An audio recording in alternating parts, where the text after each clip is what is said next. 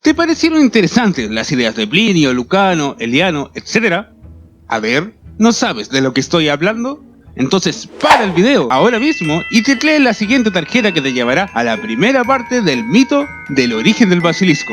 Para los demás, déjenme decirles que el basilisco no se detuvo en la época antigua, sino que en el medioevo literalmente explotó, llegando inclusive a ser un ingrediente de la alquimia. Pero no nos adelantemos, que lo mejor siempre llega al final, así que te invito a ver el siguiente vídeo que titularemos El mito del basilisco, la influencia de la bestia en el periodo medieval, parte 2.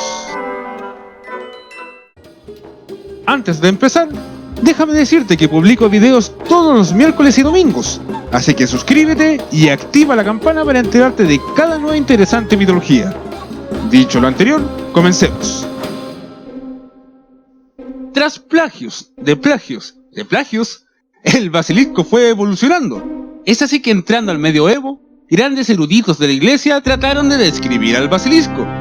Uno de ellos fue el obispo de San Isidoro de Sevilla, quien se inspiró en Plinio el Viejo para describir al basilisco en un apartado de su grandiosa obra Las Etimologías del año 634 después de Cristo, diciendo que era el rey de las serpientes. Además de estar capacitado para inocular un veneno mortal, los reptiles se someten a él por efecto de su peligrosa mirada, que asesina a quien lo mira directamente a los ojos, inclusive las aves, que caen directamente a su boca. Más adelante, en el siglo VII, Beda el Venerable fue el primero en estipular formalmente que el basilisco nacía de un huevo pequeño y redondo, además de amarillento, y de un gallo de edad avanzada.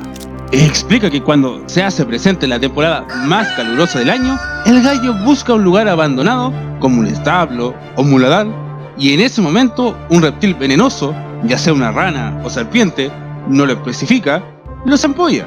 Así nace un basilisco, aunque el conocimiento de esta forma de origen ya se tenía, por desarrollo oral, ya que desde el siglo I, Pledacio Discórides Anasarbeo decía que era vulgar y ridículo que el basilisco naciera del huevo de un gallo. Es así que comenzó el debate entre eruditos, en donde algunos refutaban lo que otros afirmaban. Ejemplos como el académico y docente inglés Alexander Neckham, autor de un gran número de libros de las más variadas temáticas. Este llegó a afirmar que el arma asesina del basilisco no radicaba en su mirada, sino que en su capacidad de corromper el aire que respiramos.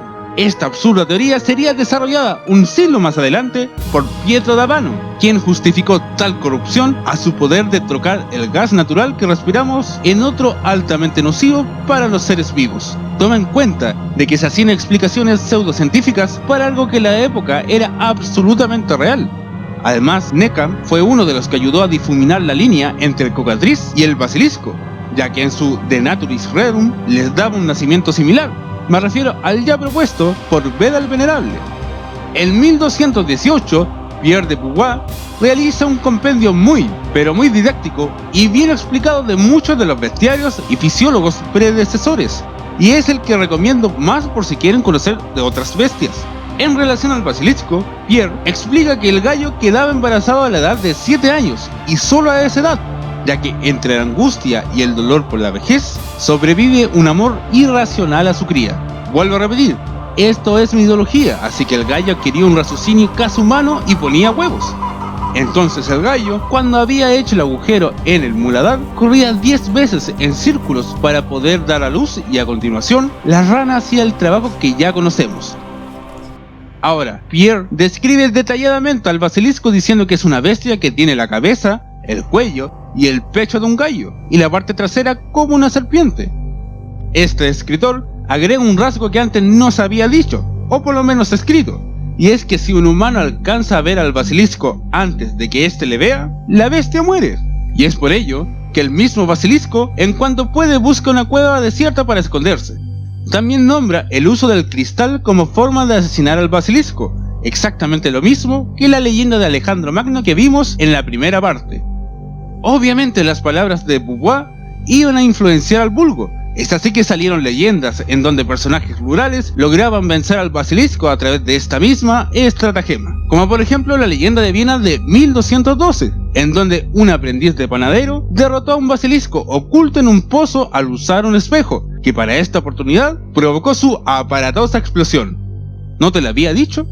O la leyenda de Varsovia, en donde se encuentra que un basilisco vivía en el sótano de unas ruinas, bestia que había asesinado a 2 niñas y a su niñera al momento de ir a buscarlas. Se dice que un desechable condenado a muerte fue enviado a buscarlo, no sin antes vestirlo con un traje de cuero cubierto con espejos que apuntaban a todas direcciones, un rastrillo y una antorcha. Es así que pudo vencerlo y sacarlo con el rastrillo.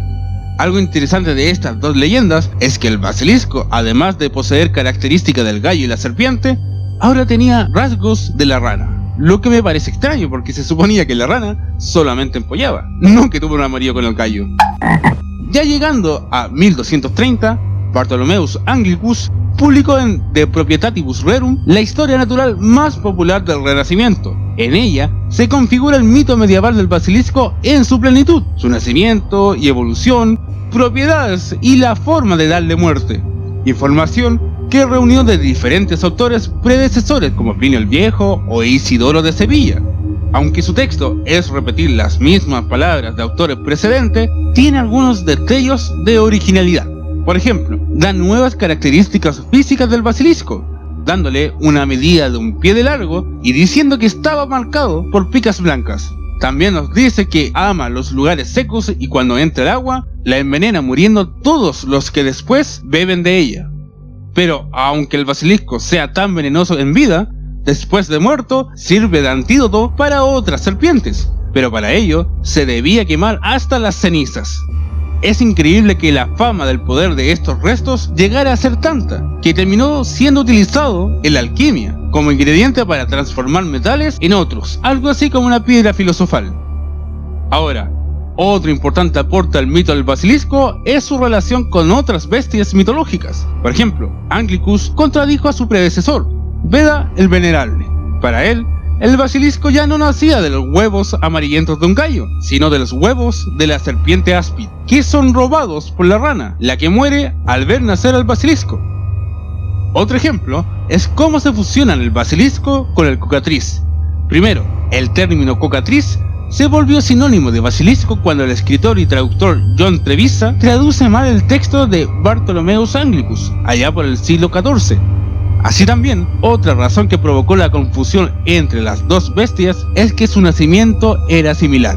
Como ya sabemos, el basilisco nace de un huevo de gallo empollado por una rana o serpiente, pero a diferencia, el cocatriz nacía de un huevo de rana o serpiente empollado por un gallo. Al final, estas 2 formas terminaron sirviendo para los 2. Pero lo que probablemente haya contribuido de una manera notable al desarrollo de la fama que envuelve al basilisco fue la alquimia, pues no pocos fueron los físicos, naturalistas y otros expertos en el trato de los metales que hablaron sobre esto, como es el caso de Theophilus Presbyter, monje benedictino austriaco al que se le atribuye la idea de una compleja receta, hoy no conservada, en la que explica cómo criar un basilisco y dotarlo de la capacidad de convertir el cobre en oro. Así también, Alberto Magno, teólogo, filósofo y figura representativa de las ciencias durante la Edad Media, en su obra titulada De Animalibus, explica toda una tesis en la que intenta dar una explicación de cómo el basilisco mata con la mirada fija. Precisamente es también Alberto Magno el que atribuye el origen de todas estas invenciones relacionadas con el animal a Hermes Trismegisto, de quien afirma que se trata tan solo de un simple nombre griego atribuido a un personaje irreal, del que, no teniéndose pruebas fehacientes de su existencia ni de lo contrario, su figura histórica se fue construyendo ficticiamente durante toda la Edad Media. De este inexistente personaje se decía que había trabajado en la alquimia y que había logrado transformar grandes cantidades de plata en oro, valiéndose de las cenizas de un basilisco. Por último, podemos recalcar que estas cenizas se volvieron remedios mágicos comercializados que podían, entre otras cosas, curar enfermedades y servir como protección a maleficios y como antídoto. O sea, lo hacía todo. Finalmente, podemos decir que es así que a través de la amalgama de datos se desarrolló el mito de que el basilisco nacía de un huevo de gallo, incubado por una rana, hasta el punto que trataron de explicar por qué el basilisco debía nacer de un huevo de gallo empollado en estiércol, como por ejemplo, Alonso López de Corella, profesor navarro de medicina de la Universidad de Henares, escribió en su 300 preguntas de cosas naturales de 1546, diciendo que es obvio que el basilisco nazca en el estiércol, porque este le da el calor necesario para poder ser empollado. Es obvio, si los pollos también pueden nacer así. Hasta acá, la segunda parte del mito del basilisco. Ojalá hayan gustado del vídeo, y si quieren conocer más interesantes mitologías, pueden ver estos dos vídeos que están pensados para ti. Y si quieres suscribirte, da clic en el icono del canal. Muchas gracias por verme y me despido. Esto fue Logomaki.